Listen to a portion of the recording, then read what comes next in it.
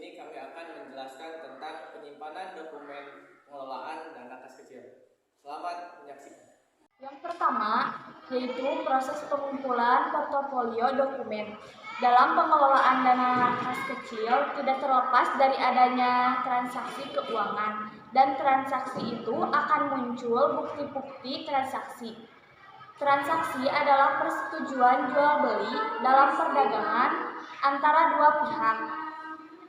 Adapun bukti transaksi tersebut antara lain yang pertama, kwitansi, yang kedua cek, yang ketiga faktur, yang keempat nota kontan, yang kelima nota kredit, yang keenam nota debit, yang ketujuh bukti kas masuk, yang kedelapan bukti kas keluar, yang kesembilan formulir pengajuan dana kas kecil, dan terakhir memo. 2.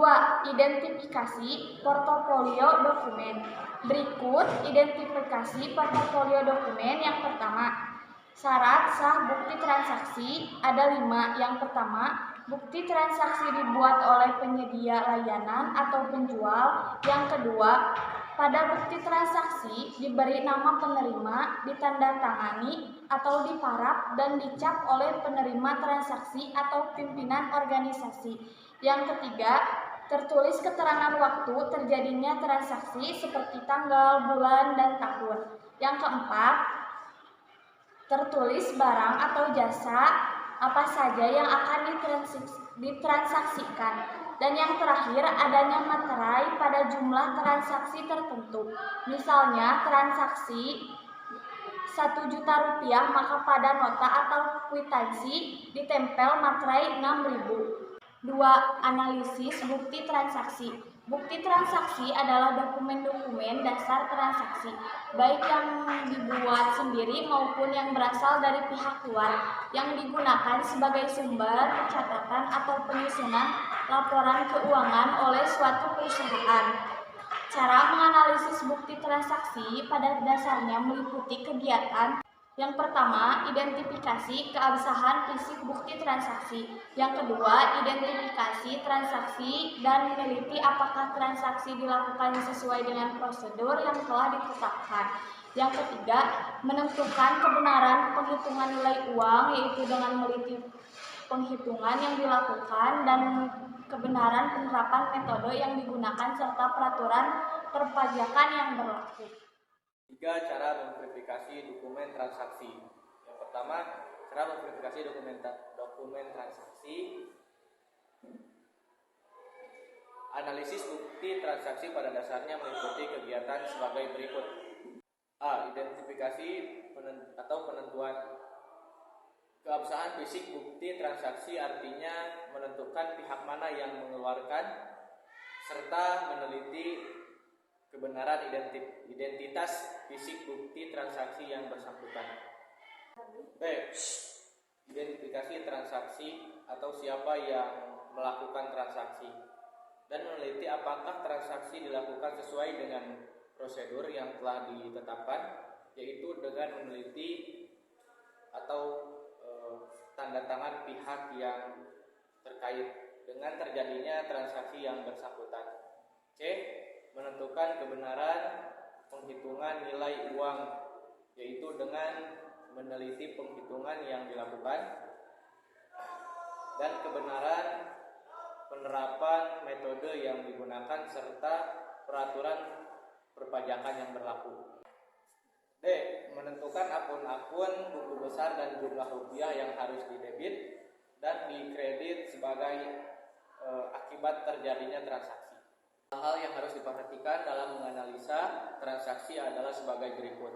Yang pertama adalah tentukan perkiraan apa saja yang dipengaruhi oleh transaksi tersebut.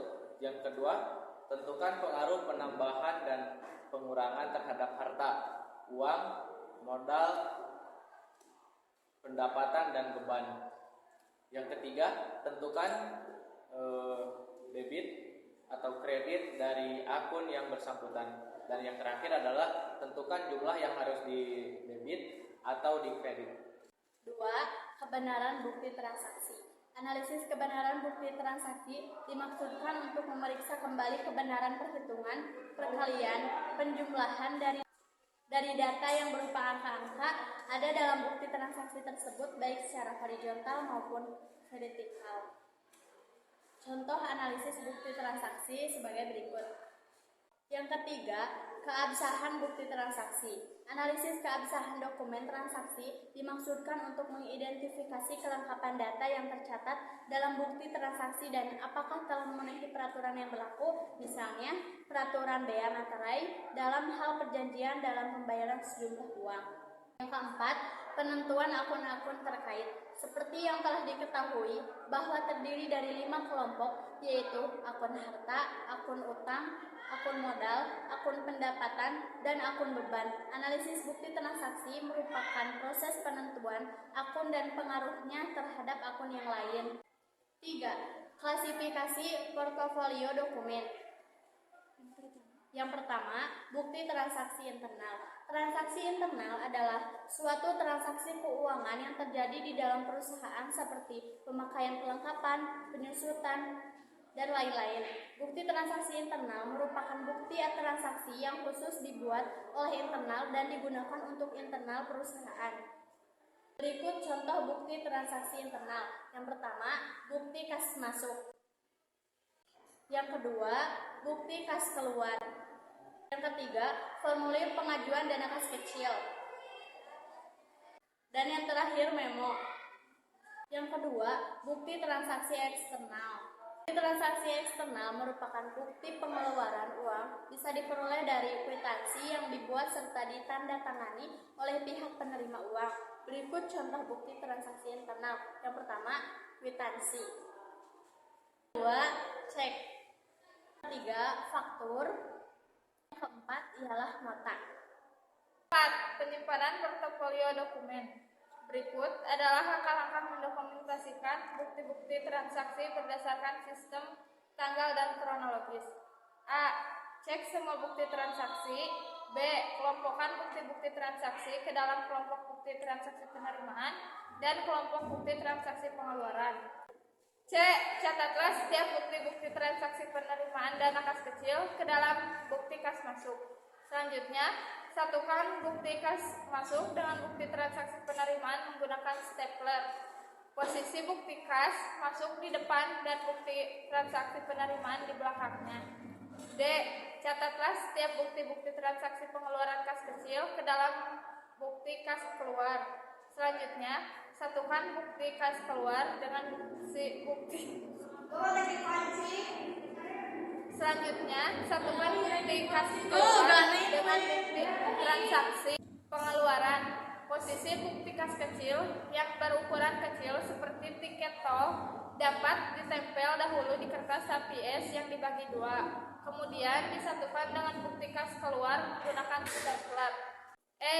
Siapkan ordner untuk mendokumentasikan bukti-bukti transaksi. Berikut dengan 2 GUID, yaitu GUID debit dan GUID kredit. F. Tulis pada ordner nama, bulan, dan tahun sebagai judul. G. Beri lubang pada sisi kiri bukti kas masuk dan bukti kas keluar beserta bukti transaksinya dengan menggunakan perforator. H. Masukkan dan susunlah bukti-bukti transaksi ke dalam ordner secara urutan tanggal kronologis dengan posisi transaksi yang lama di bawah dan transaksi terbaru di atas, atau tanggal 1 di bawah dan transaksi tanggal 31 di atas pada setiap bulannya. Pengelompokan transaksi dilakukan dengan meletakkan bukti transaksi pengeluaran pada GUID kredit dan bukti transaksi penerimaan pada GUID debit.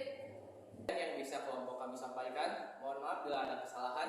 Wassalamualaikum